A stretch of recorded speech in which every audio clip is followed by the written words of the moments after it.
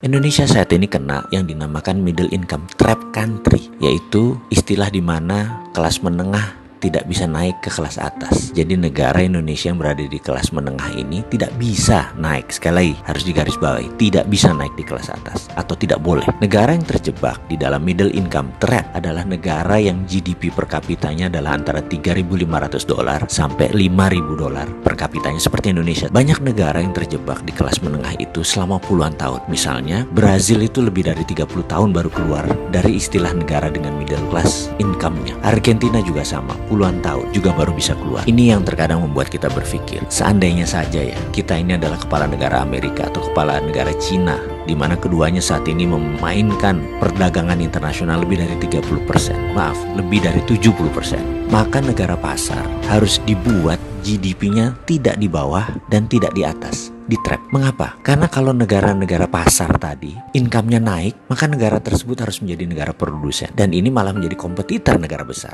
Nggak boleh. Jadi nggak boleh negara tersebut jadi produsen. Kalau negara tersebut miskin, misalnya GDP-nya di bawah 1.000 per kapita, mereka nggak mampu beli barang Cina dan beli barang Amerika. Dan kedua negara itu nggak mau membuat negara tersebut miskin. Makanya negara-negara market harus dijebak di tengah. Cara trapnya bagaimana? Dan mengapa harus di trap atau dijebak? Biasanya negara yang berpenduduk besar yang dijebak di tengah oleh negara kapitalis. Caranya dengan jangan jadikan mereka negara produsen dan manufaktur. Kedua, jangan jadikan mereka swasembada pangan. Terakhir, jangan mereka bisa mengendalikan energi. Ada sebuah perkataan dari Menteri Luar Negeri Amerika dulu namanya Henry Kissinger. You control the food, you control the people.